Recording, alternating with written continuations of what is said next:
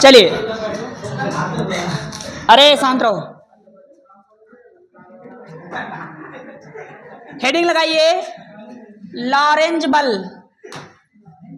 Lorentz या फिर इसी को ना वैद्युत चुंबकीय बल भी कहा जाता है। चुंबकीय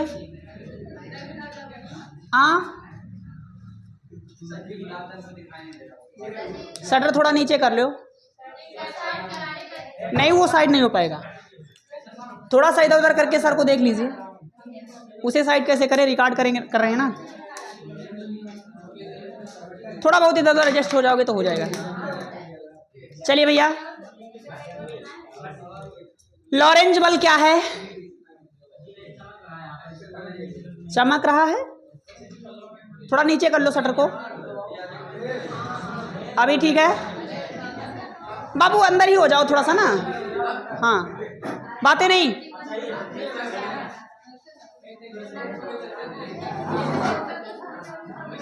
ए भाई शांत, पीछे। ओए लड़के शांत। अभी हम क्या करते हैं, मैग्नेटिक फील्ड बनाते हैं। ध्यान दीजिएगा। अच्छा, ये कैसा मैग्नेटिक फील्ड है, कोई मुझे बताना चाहेगा? मैग्नेटिक फील्ड कहाँ से जा रही है? बाहर से कहाँ जा रही है भैया? ठीक है साहब, ये मैग्नेटिक फील्ड का सिंबल है। बहुत अच्छा, मजा आ गया। अब मैग्नेटिक फील्ड में मजा ले रहे हो तुम लोग, बताओ हैं? इसी में खुश हो? एक और चीज बनानी है मुझे, पता नहीं क्यों मेरा मन कर रहा है कि यार एक क्या करते हैं ना, यहाँ मैग्नेट वो कौन सी फील्ड, इलेक्ट्रिक फील्ड भी बना लेते हैं।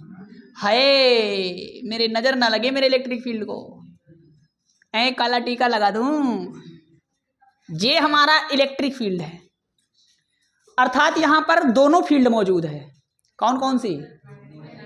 इलेक्ट्रिक फील्ड और भाई इस तरफ जगह है यार, वहां से आ जाओ, यहां बैठ जाओ।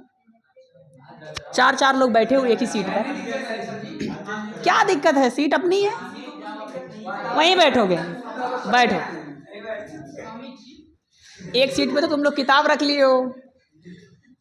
चलो, electric field, magnetic field, yes sir, बैठ जाओ। तुम ही को कह रहे हैं। अब पहली बात तो यार ये गलत बात है, तुम क्या खा रहे हो हैं? वो क्या खा रहे हो? यहाँ बैठ जाओ। चलो ठीक है, अब शांत रहो। नहीं बैठोगे तो बैठो वहीं। ओए, तो मैग्नेटिक फील्ड किधर है भैया? अंदर की तरफ। और इलेक्ट्रिक फील्ड किधर है? मैं ना यहाँ एक चार्ज लाऊंगा। अच्छा, वो चार्ज लाया मैंने, यहाँ कहाँ छोड़ूं? यहाँ छोड़ देता हूँ। ये रहा चार्ज, चार्ज आ गया। अच्छा, इस चार्ज को मैंने ना इस डायरेक्शन में एक वेलोसिटी दे रखी है। अच्छा, आपको थोड़ा आइडिया लग रहा होगा ये वेलोसिटी मैंने क्यों दी होगी। चार्ज मैग्नेटिक फील्ड में चलेगा तो क्या होगा? कौन सा? यस, मैं इस चार्ज को चाहता था कि इस पर बल। अच्छा, अगर आप किसी चार्ज को इलेक्ट्रिक फील्ड में रखते थे तो क्या लगता था? एक बल लगता था, इलेक्ट्रोस्टैटिक्स फोर्स। अरे भुला गए? ये बराबर क्यू, भुला गए ना? कितने गंदे बच्चे हो। और मैग्नेटिक फोर्स कितना आया था? आइडियल साइन सीसा इंचू, अरे ऐसे लिख दो, आइडियल क्रॉस, भुला गए सब। या तो ऐसा था Q into V cross V, याद है? अरे भैया, मैग्नेटिक फोर्स का दो फार्मूला आया यार। आप चाहे इस फॉर्मेट पे समझो, चाहे दोनों मैंने बताया है यार। अभी मार खाने वाले हैं। कुछ भी हो, शांतिपूर्वक बैठो। ये इलेक्ट्रोस्टैटिक्स फोर्स है, इलेक्ट्रिक फील्ड की वजह से लगने वाला बल। और ये दोनों नहीं, अलग अलग फार्मूले के रूप में है ये इलेक्ट्रोमैग्नेटिक फोर्स, जो कि मैग्नेटिक फील्ड की वजह से लग रहा है। क्लियर है? अच्छा, एक बात बताइए, जब मैं मैग्नेटिक फोर्स आपको बता रहा था तो ये कह रहा था कि चार्ज को चलना बड़ा जरूरी है। अगर आप मैग्नेटिक फोर्स को एब्जॉर्ब करना चाहते हैं किसी चार्ज पार्टिकल पर, तो चार्ज को चलना पड़ेगा मैग्नेटिक फील्ड में। जिस तरह से शोले पिक्चर में बसंती को नाचना था उसको जिंदा रखने के लिए, उस तरह से अपने चार्ज पर मैग्नेटिक फोर्स लगाने के लिए इसको वेलोसिटी देना पड़ेगा, इसको चलना पड़ेगा। समझ रहे हैं? ओके भाई। अब अगर चार्ज को मैग्नेटिक फील्ड और इलेक्ट्रिक फील्ड दोनों में रखोगे तो क्या होगा? फोर्स लगेगा। कौन सा फोर्स लगेगा? दोनों लगेगा, क्योंकि इलेक्ट्रिक फील्ड लगाएगा इलेक्ट्रिक फोर्स, इलेक्ट्रोस्टैटिक फोर्स, और मैग्नेटिक फील्ड इसलिए फोर्स लगा रहा है क्योंकि चार्ज को मैंने वेलोसिटी दी रखी है। अच्छा यार, अगर आपसे कोई पूछे कि अगर ये पॉजिटिव चार्ज है तो इस पर इलेक्ट्रोस्टैटिक फोर्स लगेगा किधर? इस चार्ज पार्टिकल पर किसी डायरेक्शन में, इलेक्ट्रिक फील्ड की डायरेक्शन में। यस, तो ये दिख रहा हूं मैं, ए चार्ज तेरे ऊपर एक इलेक्ट्रोस्टैटिक फोर्स लग रहा है जिसका नाम मैंने क्या दिया है? F E. Sorry, video record हो रहा, थोड़ा आप संभाल कर बोले। F E. यस। अच्छा, ये इस डायरेक्शन में है। एक मिनट, जिसकी वैल्यू कितनी होएगी? कोई होएगा कि नहीं होएगा? काहे बाबू? कौन सी डायरेक्शन? अरे पॉजिटिव चार्ज में इलेक्ट्रिक फील्ड की डायरेक्शन में ही तो फोर्स हवा लगता है। सब पगलाए हैं, सब भुलाए हैं। अरे नेगेटिव चार्ज रहता तो डायरेक्शन चेंज हो जाता, इलेक्ट्रिक फील्ड के विपरीत लगता। लेकिन मैग्नेटिक फोर्स किधर लगेगा, ये सोचने वाली बात है। किसके लंबवत? प्लेन के। कौन से प्लेन के? जिसमें वेलोसिटी और मैग्नेटिक फील्ड आ रहा है। आइए जरा मुकालात कर लेते हैं उस प्लेन से।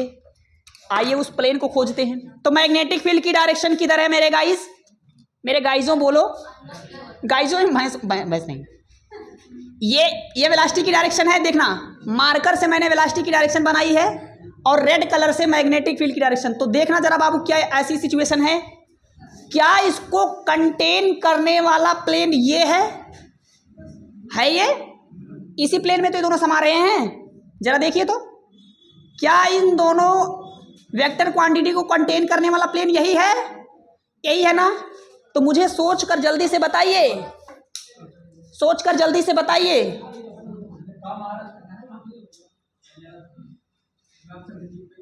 वेलोसिटी इस डायरेक्शन में है। अरे सोचो रे, वेलोसिटी डायरेक्शन में है और मैग्नेटिक फील्ड अंदर है। क्या उंगली इस तरफ मुड़ेगी क्या? जरा देखिए तो मैग्नेटिक फोर्स किधर आ रहा है?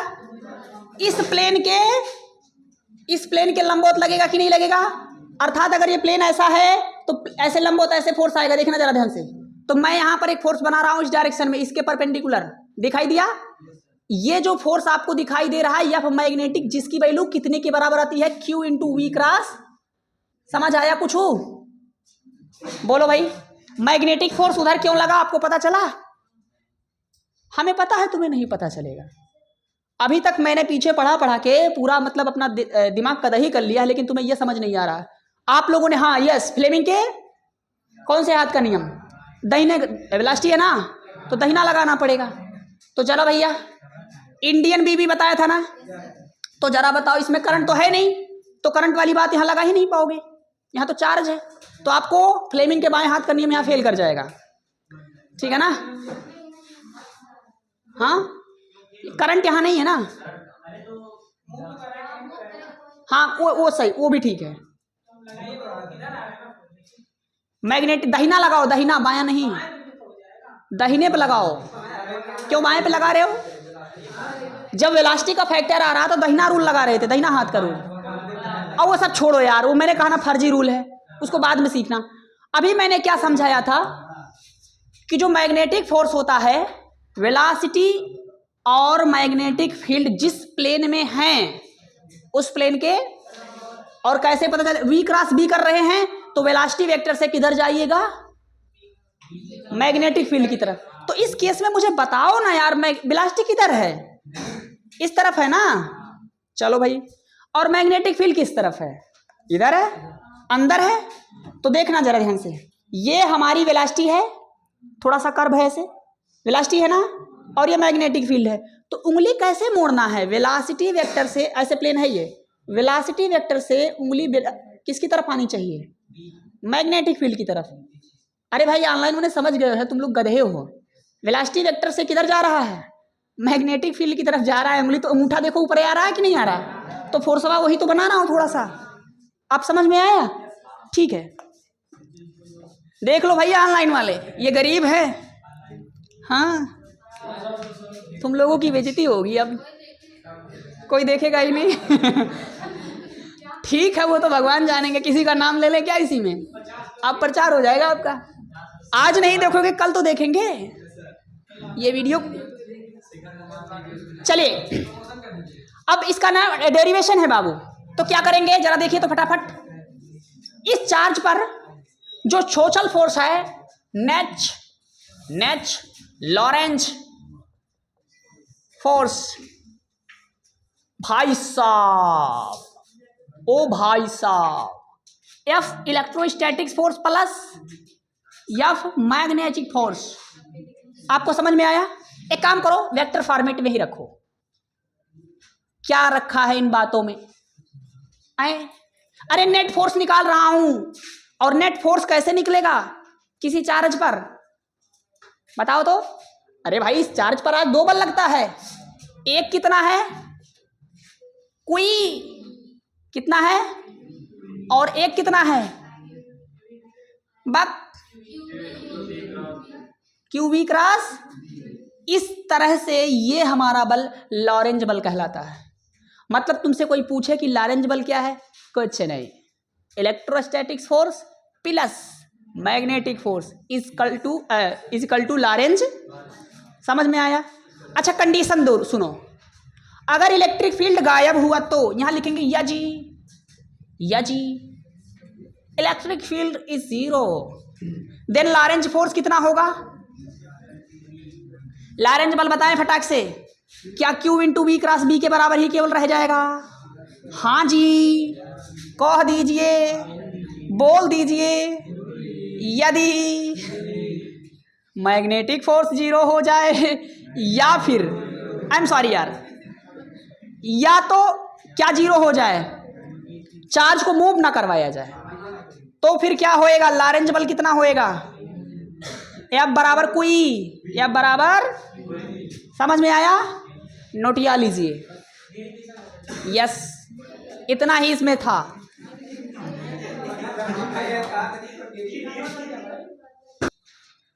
अब नेक्स्ट पार्ट है टॉपिक 2। टॉपिक फर्स्ट खत्म हो चुका है, अब टॉपिक 2 पे चल रहे हैं हम लोग। और टॉपिक 2 क्या था जरा देख ले फट से एक बार। 3 टॉपिक था टोटल, पार्ट सेकंड में 3 टॉपिक था। पहला टॉपिक कंप्लीट हो गया, दूसरा टॉपिक शुरू हो चुका है। और जो क्या था, forces on current carrying wire, forces on current carrying wire. ठीक है मेरे लाल, हिंदी में क्या बोलेंगे इसको? धारावाही चालक तार पर बल। बल्कि ये कह लीजिए कि लॉरेंज बल कह देते तो और बेहतर होता, या फिर मैग्नेटिक फोर्स कह देते तो और अच्छा होता। समझ रहे हैं? अरे बोलो। तो पहला हेडिंग इसमें लगेगा वो ये, एक समान बाह्य चुंबकीय क्षेत्र के कारण धारावाही चालक पर चुंबकीय बल। ये पहला डेरिवेशन है और ये इंपॉर्टेंट डेरिवेशन है, इसलिए इस पर लगा देते हैं स्टार। लाइट का ब्लर कम हो गया? हाँ, अच्छा, बैटरी इज डाउन, कोई बात नहीं, ठीक है। अब जरा, अरे जब से वो चार्ज होकर आया बैटरी तब से चल रहा है ना, तकरीबन 1 हफ्ते हो गए होंगे उसको, तो काफ़ी है उतना। कल चार्ज होकर आ जाएगा। एक समान बाह्य चुंबकीय क्षेत्र के कारण धारावाही चालक पर चुंबकीय, अच्छा इस आर्टिकल को ना पहले ही मैं समझा चुका हूं। Suppose that there is an electric field, the value of electric field is equal to B. In this electric field we have an wire, we have a curve wire.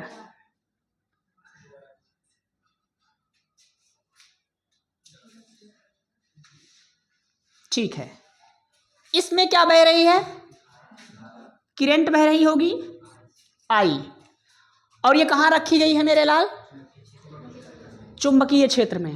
अब मुझे कोई बताए, जल्दी से लिखकर आप सुनना शुरू करें। नहीं, वो हेडिंग केवल लिखना था, लिख चुके हैं ना, सुने, क्योंकि इंपॉर्टेंट आर्टिकल है, इंपॉर्टेंट डेरिवेशन है। यार एक बात बताइए, पीछे हमने ये डिस्कस किया है, चाहे चार्ज पार्टिकल हो और चाहे करंट कैरिंग वायर हो, दोनों का खुद का मैग्नेटिक फील्ड होता है। चार्ज चलता है तो खुद का मैग्नेटिक फील्ड बनाएगा, और ये भी अगर आप किसी वायर में धारा बहाते हैं तो उसका भी खुद का मैग्नेटिक फील्ड होगा। और एक बाहर से मैग्नेटिक फील्ड है, ये जो बी है ये बाह्य मैग्नेटिक फील्ड है, और ये जब इसमें करंट बहेगी तो इसका वजह से क्या होगा, एक मैग्नेटिक फील्ड बनेगा। अर्थात इस वायर पर क्या लगेगा, बल लगेगा। लेकिन कितना लगेगा ये बात पीछे डिस्कस हो चुका है, कैसे करेंगे जरा बताइए। तो हमने आपसे कहा था अगर आप ध्यान दो इसमें, तो इसका जो डिस्प्लेसमेंट वेक्टर होगा इस पल तो यहां होगा, जो छोटा सा डिस्प्लेसमेंट वेक्टर होगा dl वो उस तरफ होगा, क्या करंट भी उसी तरफ बह रही होगी। तो मुझे कोई बताएगा, मैंने अभी पीछे डिस्कस कर लिया है कि सर जो छोटा सा फोर्स आएगा उस छोटे से डिस्प्लेसमेंट वेक्टर पर वो कितना होगा, I dl क्रॉस b। पीछे पढ़ा बाबू, पढ़ा था कि नहीं पढ़ा था बताओ, I dl क्रॉस b पढ़ा था। कहां से आया था ये फार्मूला, नाटक करके, बल्कि ये नहीं आया था, मैं तो कहूंगा वो वाला, चलो देख लो। आप एक काम करो, ये वाला शायद पढ़े हो आप लोग, b क्रॉस b, ये वाला पढ़े हैं ना। तो एक काम करो, इसको dl मत बनाओ, इसको क्या बना लो, वेलोसिटी वेक्टर बना लो, क्योंकि अभी इस फार्मूले के हिसाब से हमें डील करना है। मतलब जब करंट इसमें ऐसे बह रही होगी तो इसमें जो चार्ज पार्टिकल रहा होगा उसकी वेलोसिटी किधर रही होगी, उसी तरफ रही होगी। तो फार्मूला क्या है उस छोटे से डिस्प्लेसमेंट वेक्टर का, q इंटू बी क्रॉस, अच्छा यहाँ q नहीं होगा, क्या होगा तब, क्योंकि छोटा फोर्स पता कर रहे हैं, ऐसे तो छोटे छोटे छोटे छोटे तमाम चार्ज इसमें रहे होंगे। अब इसी को ना थोड़ा और एक्सप्लेन कर दिया है, मेरा पता नहीं क्यों मन हुआ, मैंने इसको ऐसा कर दिया dq, अच्छा v को क्या लिखा जा सकता है, dl बटे dt लिखा जा सकता है इंटू बी, और dt को एक काम करो इधर खिसका दो तो dq बटे dt हो जाएगा, और यहां से आ जाएगा dl क्रॉस, आएगा कि नहीं बताओ भाई, आएगा, ठीक है। अब dq बटे dt को क्या लिखा जा सकता है, I लिखा जा सकता है, और ये क्या हो जाएगा dl क्रॉस, ओ भैया लो आ गया। ये वाला डेरिवेशन एक बार मैं कर रहा था तो लोग बाग सोच रहे थे कि सर जी मैं लिख लूं, मैं इस बात को लिखा था एक बार, याद है आपको, आप कह रहे सर ये छाप लूं, मैं जानता था आगे लिखवाना है, लेकिन वहां क्या फायदा, इसका जो डेरिवेशन है यहां था, लेकिन वही समझाने की कोशिश की थी मैंने। क्या ये बात समझ में आई, बोलो भाई, ये बात समझ में आई, ठीक है साहब, इसको नोट करेंगे एक बार, सभी लोग नोट करें, इसमें कुछ नोट करना है, मतलब लिखना है, लिखवा दूं, हाँ वही चीज यार, लिखिए, मान लिया, हेडिंग लिखकर लिख लीजिए पहले थोड़ा सा, मान लिया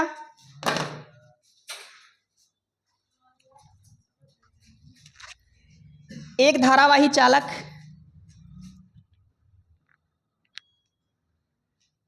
जिसमें I धारा बह रही है,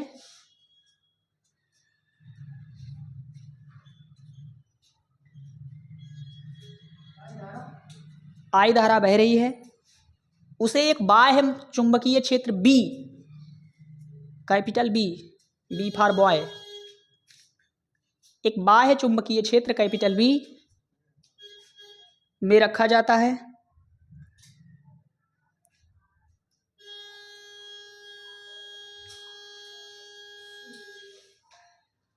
रखा जाता है, जिसकी वजह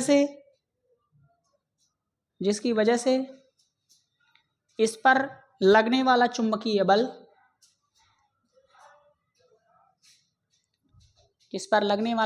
बल, अब ये छाप लीजिए, फोटो बना लीजिए साइड में और इसको छाप लीजिए। चलिए आप एक बात बताइए,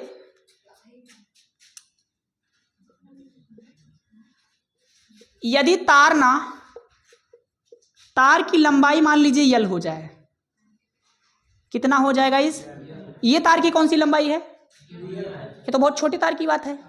अगर तार की लंबाई स्मॉल यल है, सीधा है, या ऐसा लिख दें, यदि सीधे तार की लंबाई क्या मान ली जाए?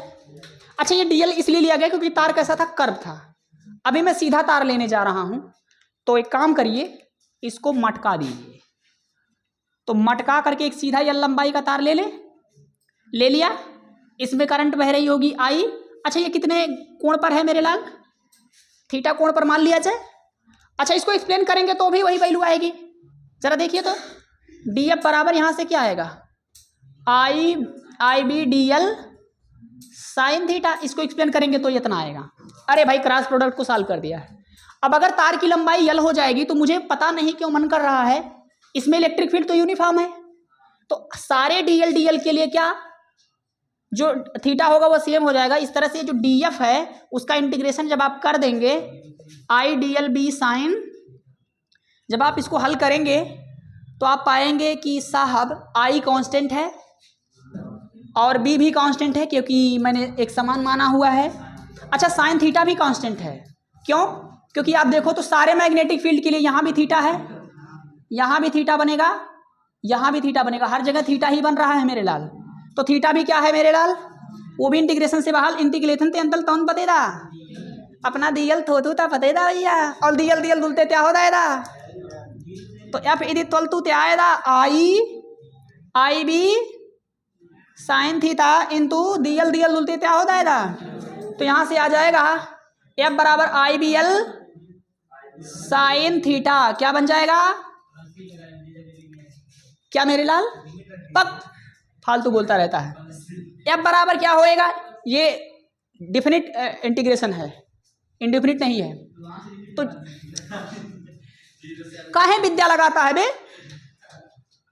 आई बी एल साइन थीटा ना, इसको याद नहीं रहता। इसको याद रखने के लिए मैं इसको थोड़ा अच्छे रूप में लिखता हूं, बी आई एल बिल साइन थीटा। अब याद रहेगा ये, ठीक है ना? उस तरह भुला जाएगा।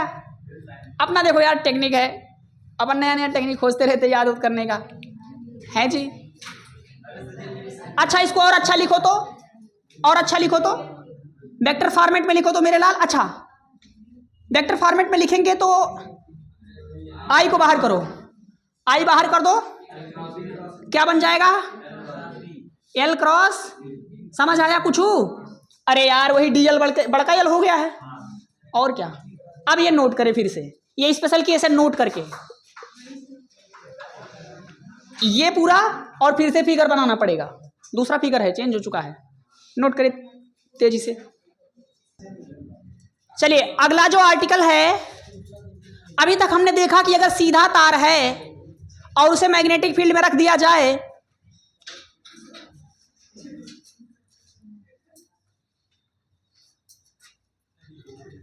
क्या है, नहीं मान रहे हो? अगर उसे मैग्नेटिक फील्ड में रख दिया जाए, कर्व तार है मेरे लाल, ऐसे कहां रखा जा रहा है इसे? एक मैग्नेटिक फील्ड में, इसमें करंट बह रही है और ये रहा एक समान मैग्नेटिक फील्ड। अच्छा, अभी जब मैंने तार को रखा था गाइस, तो कैसा तार था? सीधा था। और ये कैसा तार है? टेढ़ा तार है। इसका एक ट्रिक है, क्या है वो ट्रिक? देखिए, वो ट्रिक का है।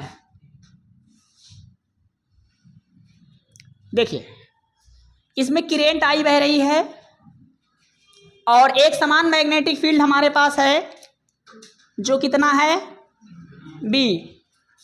अब प्रॉब्लम ये है कि हमारा formula I DL cross B लगाएं, एक तो वो तरीका है, और उस डीएल क्रॉस बी में आपको डीएल डीएल डीएल इंटीग्रेशन वगैरह करना पड़ेगा इस केस में, तो बोलो ना। अच्छा, तार की टोटल लंबाई जो भी है देख लेंगे हम। अच्छा, एक जमाना था जब मैं आपको पॉलीगन लॉ पढ़ा रहा था, वेक्टर कभी पढ़ाया था, उसका आज इस्तेमाल कर लेते हैं, सही समय आ गया है। पॉली आपको याद है कहाँ करते थे?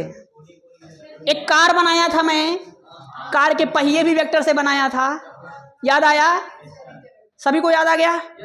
पॉलीगन लॉ से क्या सीखा था कि एक साथ ढेर सारे वेक्टर जोड़ते हैं तो उसका जो रिजल्टेंट वेक्टर होता है उस सर्किल को क्लोज करने वाला होता है, याद है आपको? तो पता नहीं, जब से वो पढ़ा था तब से मन में मलाल था कि सर उसका कभी आज तक इस्तेमाल नहीं किया गया। आपने कहा था कि कोई भी चीज़ आप पढ़ाओगे मैं सारी बातों का इस्तेमाल करूंगा, कुछ भी छूटने वाला नहीं है। तो आज उसका सही वक्त आ गया है। इसमें छोटे छोटे करंट एलिमेंट बहुत सारे होंगे कि नहीं होंगे, बताओ? अच्छा, जिसे आप कैलकुलेट करने के लिए आप फार्मूला लगाओगे क्या? आई डी एल क्रॉस, यही फार्मूला लगाओगे। लेकिन मैं चाहता हूं कि इसका नेट फार्मूला मुझे मिल जाए, इसमें इंटीग्रेशन लगने वाला है, और इंटीग्रेशन मुझे ना लगाना पड़े, मैं बच जाऊं। ठीक है, बताओ भाई, क्या मेरी बात आपको समझ में आई? मैं चाहता हूं कि इसमें DL DL DL DL DL जो वेक्टर हैं उन सबको जोड़ लिया जाए। अच्छा बताओ, इसमें जो DL DL DL DL DL vector होंगे वो टोटल जुड़ेंगे कि नहीं जुड़ेंगे? और जुड़ करके एक फाइनल वेक्टर बना सकता हूं मैं। अच्छा, उस फाइनल वेक्टर को देखना ध्यान से, मैं कैसे कर रहा हूं। मैं इस पॉइंट और इस पॉइंट को मिला देता हूं, और मिला देने के बाद इस पॉइंट और इस पॉइंट को मिला देने के बाद जो वेक्टर है ना, मैं तार की लंबाई वही मानूंगा, और ये हमारा बन जाएगा L।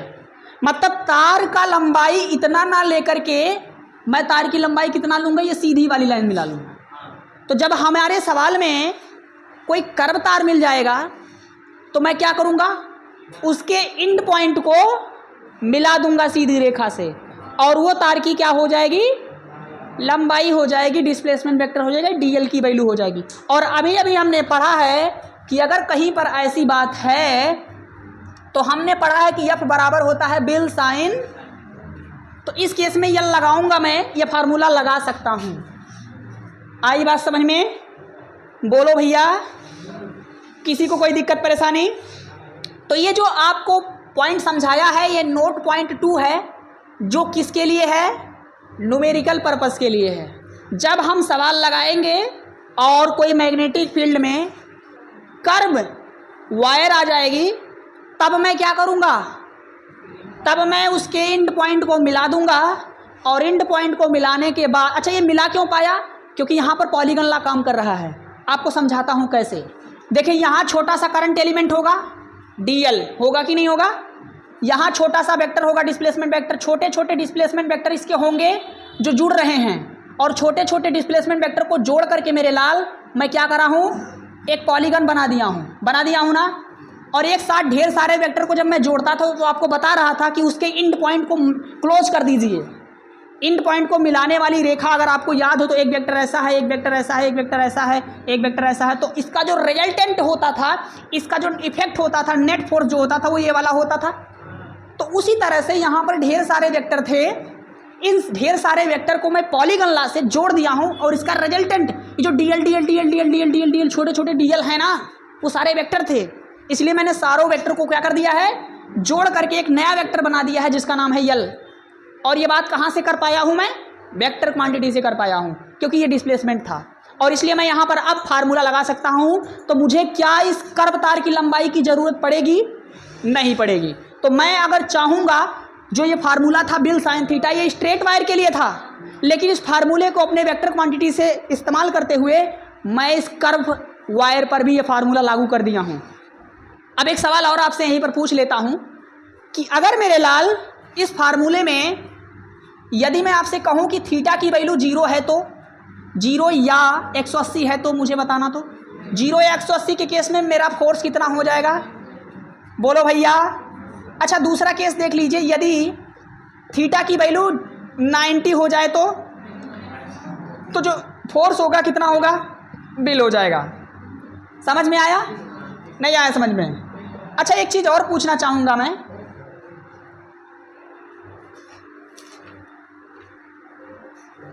एक चीज और पूछना चाहूंगा, अगर ये जो वायर है, क्या है गाइस, ध्यान दीजिएगा, मैं यहां बना रहा हूं, ये नोट पॉइंट 3 है। अगर वायर है जो मैग्नेटिक फील्ड में रखी गई है, ये मैग्नेटिक फील्ड है, यूनिफॉर्म मैग्नेटिक फील्ड है, इसमें वायर में ना क्या कर रहा हूं, वायर को क्लोज कर दे रहा हूं। ये क्लोज वायर है जिसमें करंट बह रही है आई, क्या बह रही है, तो कोई मुझे बताए इस पे मैग्नेटिक फोर्स कितना होगा, इसका डिस्प्लेसमेंट वेक्टर कितना आएगा? ये पहले से ही क्लोज है। अरे जब कोई चीज पहले से ही क्लोज हो जाएगा तो उसका डिस्प्लेसमेंट वेक्टर आप डरा नहीं, इसका मतलब इसमें डिस्प्लेसमेंट वेक्टर क्या हो जाएगा, यहां लिख दूं अगर मैं कि फॉर क्लोज लूप, तो यहां पर एल वेक्टर क्या बन जाएगा मेरे लाल? अरे भैया ये लूप जो बनाया गया है, क्लोज किया गया है, एल यहां पर तब आया है ना जब ये क्लोज नहीं था, लेकिन जब अगर पहले से ही क्लोज हो जाएगा तो एल 0 हो जाएगा और एफ क्या हो जाएगा उस केस में, एफ भी 0 हो जाएगा। तो इतनी बातों को आप नोट करिए। सारी बातें समझ में आई? Thank you.